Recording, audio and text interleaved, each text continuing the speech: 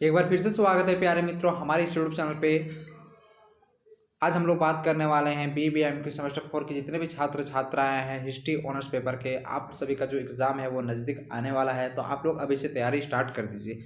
तो आज आप लोगों के लिए एक इम्पॉर्टेंट क्वेश्चन मैं लेके आया हूँ जो वेरी इंपॉर्टेंट है और एग्ज़ाम में पूछा जाएगा। आप लोग को अगर सिलेबस मालूम नहीं है तो आप लोग कमेंट करके बताइए कि सिलेबस आप लोग को बताना है, तो मैं सिलेबस आप लोगों को बताऊंगा। ठीक है, चलिए सबसे पहले आज का जो क्वेश्चन है देख लेते हैं। कुतुबुद्दीन ऐबक की उपलब्धियाँ। तो कुतुबुद्दीन ऐबक का सबसे पहले जो परिचय है वो डिस्कस करते हैं। कुतुबुद्दीन ऐबक का जो जन्म हुआ था 1150 में हुआ था। आधुनिक तुर्किस्तान काजिस्तान में हुआ था। कहाँ पे हुआ था? आधुनिक जो अभी अभी जो है वह तुर्किस्तान काजिस्तान में हुआ था। ठीक है, चलिए। कुतुबुद्दीन ऐबक का वास्तविक नाम कुतुब उद्दीन ऐबक था। क्या नाम था उसका? कुतुब उद्दीन ऐबक था। कुतुबुद्दीन ऐबक को चंद्रमा का देवता भी कहा जाता है। यहाँ पे देख सकते हैं जो ऐबक है उनको चंद्रमा का देवता भी कहा जाता है। मोहम्मद गोरी ने कुतुबुद्दीन ऐबक को गजनी के बाजार से एक दास के रूप में खरीदा था। मोहम्मद गोरी ने क्या किया था? कुतुबुद्दीन ऐबक को गजनी के बाजार से एक दास के रूप में खरीदा था। अब जानते हैं कुतुबुद्दीन ऐबक का इतिहास। मोहम्मद गोरी ने कुतुबुद्दीन ऐबक को सबसे पहले आमिर ए आखुर के पद पर नियुक्त किया था। मोहम्मद गोरी ने सबसे पहले कुतुबुद्दीन ऐबक को किस पद के पर नियुक्त किया था? सबसे पहले तो आमिर ए आखुर। ठीक है, चलिए आगे पढ़ते हैं। तराइन के दूसरे युद्ध में कुतुबुद्दीन ऐबक ने मोहम्मद गोरी की सेना में सहायक नेतृत्व के कर्ता के रूप में सहयोग किया। तराइन के दूसरे युद्ध के बाद मोहम्मद गोरी ने कुतुबुद्दीन ऐबक को अपना प्रतिनिधि बनाकर भारत के शासन की जिम्मेदारी सौंपी थी। चंदावर युद्ध, बयाना और ग्वालियर आक्रमण में कुतुबुद्दीन ऐबक ने गोरी का सहयोग किया। तो यहाँ पे देख सकते हैं चंदावर युद्ध, बयाना और ग्वालियर का जो युद्ध हुआ था, आक्रमण हुआ था, कुतुबुद्दीन ऐबक ने गोरी का फुल सपोर्ट किया। ठीक है, यानी फुल सपोर्ट किया, सहयोग किया। चलिए आगे देखते हैं।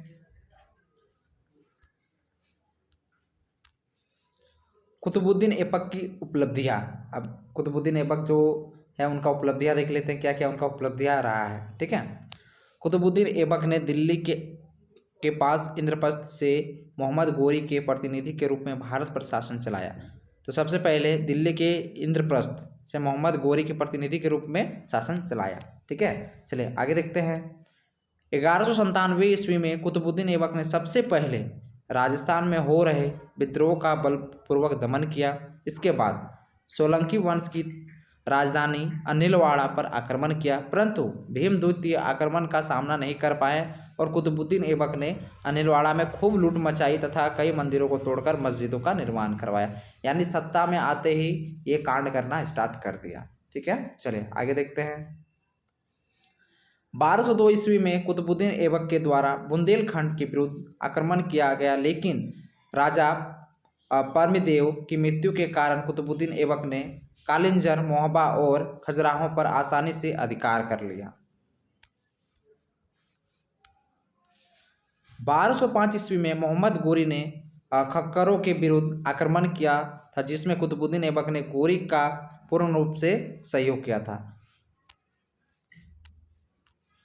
15 मार्च 1206 ईस्वी में मोहम्मद गोरी की अचानक मृत्यु के बाद उसके प्रमुख दास कुतुबुद्दीन ऐबक, नसरुद्दीन कुबाचा और ताजुद्दीन यल्दुज ने साम्राज्य को आपस में बांट लिया। यहाँ पे क्या हो जाता है? 12 मार्च 1206 ईस्वी में अचानक मोहम्मद गोरी का मृत्यु हो जाता है, तो उनके जो दास रहते हैं, जैसे कि नाम यहाँ पे आप देख सकते हैं, कुतुबुद्दीन ऐबक, नसरुद्दीन कुबाचा, ताजुद्दीन यल्दुज ने साम्राज्य को क्या किया? आपस में जो है वो बांट लिया। ठीक है, जिसमें ताजुद्दीन यल्दुज को गजनी, नसरुद्दीन कुबाचा को सिंध, मुल्तान और कुतुबुद्दीन ऐबक को भारत का साम्राज्य मिल गया। यानी कुतुबुद्दीन ऐबक को भारत का साम्राज्य मिल गया। ठीक है, चलिए आगे देख लेते हैं। 25 जून 1206 ईस्वी को कुतुबुद्दीन ऐबक ने राज सिंहासन प्राप्त किया, परंतु वैधानिक स्वीकृति 1208 ईस्वी में प्राप्त हुई। यानी उसको 1206 में राज सिंहासन प्राप्त हो गया, लेकिन वैधानिक रूप से जो स्वीकृत हुआ था वो 1208 में। ठीक है, चलिए आगे देखते हैं। भारत में तुर्क साम्राज्य की नींव रखने वाला शासक कुतुबुद्दीन ऐबक को ही माना जाता है। भारत में जो तुर्क साम्राज्य का जो नींव रखा है उसको किसको माना जाता है? कुतुबुद्दीन ऐबक को। ठीक है। कुतुबुद्दीन ऐबक ने शासक बनने के बाद लाहौर को अपनी राजधानी बनाया, लेकिन सैनिक मुख्यालय दिल्ली के पास इंद्रप्रस्थ में था, जिसे कुछ इतिहासकारों ने कुतुबुद्दीन ऐबक की दूसरी राजधानी भी कहा है।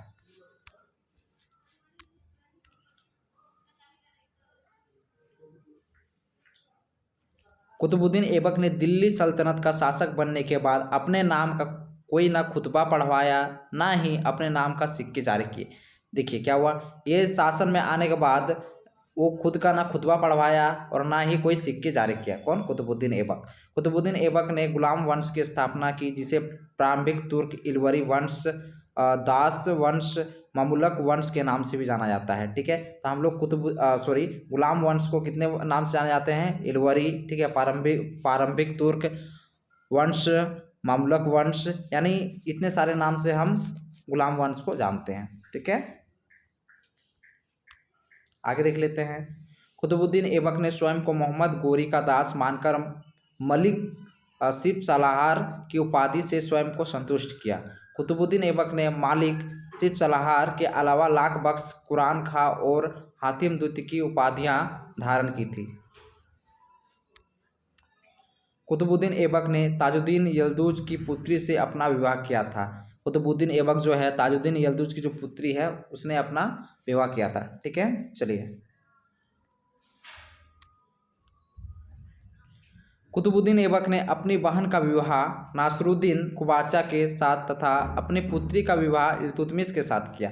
तो यहाँ देख सकते हैं कुतुबुद्दीन ऐबक ने अपनी जो बहन का विवाह है वो नसरुद्दीन कुबाचा के साथ किया तथा ठीक है तथा साथ में अपनी पुत्री का जो विवाह है वो इल्तुतमिश के साथ किया।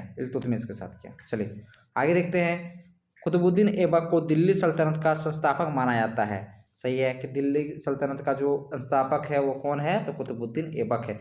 अगर वास्तविक माना जाता है तो शायद इल्तुतमिश होगा, लेकिन अगर संस्थापक का यहाँ पे बात किया जाए तो कुतुबुद्दीन ऐबक। कुतुबुद्दीन ऐबक के दरबार में ताजुल मासिर के रचनात्मक हसन निजामी तथा अल सुजाता ग्रंथ के रचनाकार फ़ख्र ए मुदबिर रहते थे। चलिए अब देखते हैं कि कुतुबुद्दीन ऐबक ने क्या क्या महान यहाँ पे जो बनाए हैं, क्या क्या महान कार्य किए हैं। ठीक है। तो सबसे पहले क्या बनाया है? कुब्बत उल इस्लाम मस्जिद का निर्माण किया। कौन? कुतुबुद्दीन ऐबक ने। कुब्बत उल इस्लाम मस्जिद, तो इसके बारे में आप लोग जान के इसमें और बढ़ा सकते हैं। एग्ज़ाम में आपको लगभग कम से कम 6-7 पेज लिखना है, तो आप लोग इसको बढ़ा कर लिख सकते हैं। जितने में मैं आप लोग को समझाने के लिए पॉइंट में बता रहा हूँ। ठीक है। तो आप लोग एग्ज़ाम में बहुत इसको अच्छा से लिख सकते हैं, समझकर, कोई दिक्कत नहीं है। जो कुब्बत उल इस्लाम मस्जिद है इसके बारे में भी आप लिख सकते हैं थोड़ा विस्तार से। मैं शॉर्ट में यहाँ बता दे रहा हूँ, क्योंकि अगर मैं बड़ा करके अगर बताऊँगा तो वीडियो बहुत ज़्यादा लंबा भाग जाएगा। क्या क्या बनाया है, मैं जिसका निर्माण हुआ है मैं उसको बता दे रहा हूँ कि ये जो कुतुबुद्दीन ऐबक ने ये चीज़ निर्माण किया था। बाकी आप लोग विस्तार से लिख सकते हैं एग्जाम में। ठीक है। चलिए, अढ़ाई दिन का झोपड़ा, ये बहुत ही फेमस है। अढ़ाई दिन का झोपड़ा, कुतुबुद्दीन ऐबक ने अढ़ाई दिन का झोपड़ा भी बनाया है। देख सकते हैं, मैंने यहाँ पे पिक्चर भी डाला हुआ है अढ़ाई दिन का झोपड़ा का। और ये आपका रहा कुब्बत उल इस्लाम मस्जिद का ये पिक्चर। ठीक है। चलिए आगे देखते हैं और क्या बनाया। कुतुब मीनार, जो सबसे फेमस है कुतुब मीनार। ठीक है। कुतुबुद्दीन ऐबक ने बनाया था कुतुब मीनार जो सबसे फेमस है। चलिए आगे देख लेते हैं। 1 दिसंबर 1210 को लाहौर में चौगान खेलते समय कुतुबुद्दीन ऐबक की मृत्यु हो गई थी। 1 दिसंबर 1210, तो आपको ये भी याद रखना है कुतुबुद्दीन ऐबक की मृत्यु कब हुई थी। तो 1 दिसंबर 1210 ईस्वी को लाहौर में चौगान खेलते समय उनकी मृत्यु हो गई थी। ठीक है। कुतुबुद्दीन ऐबक का शासनकाल 1206 से लेकर 1210 यानी 4 साल। कुतुबुद्दीन ऐबक का जो शासनकाल रहा वो कितना दिन तक रहा? तो वो 4 साल तक शासन किया। ठीक है। कुतुबुद्दीन ऐबक के बाद आराम शाह शासक बनते हैं। तो कुतुबुद्दीन के बाद जो नेक्स्ट जो सत्ता में आते हैं वो कौन है? आराम शाह। तो आराम शाह ज़्यादा देर तक नहीं टिक पाते हैं। उसके बाद नेक्स्ट आप लोग को वीडियो में मिलेगा जो इल्तुतमिश है उसका आने वाला है, इल्तुतमिश की उपलब्धियाँ। मैं नेक्स्ट वीडियो बनाऊंगा आप लोग के लिए इल्तुतमिश की उपलब्धियाँ। ठीक है। तो मैं उसके बारे में उसी वीडियो में आप लोग को पूरा जानकारी दूंगा। अगर हमारे चैनल पर नए हैं तो चैनल को सब्सक्राइब कर ले और मैं टेलीग्राम और इंस्टाग्राम का लिंक डिस्क्रिप्शन में डाल दूंगा, आप लोग वहाँ से कुछ भी अगर प्रॉब्लम हो तो पूछ सकते हैं। तो चलिए मिलते हैं नेक्स्ट वीडियो में, इसी तरह का वीडियो मैं लाता रहूँगा। जय हिंद, जय भारत, वंदे मातरम।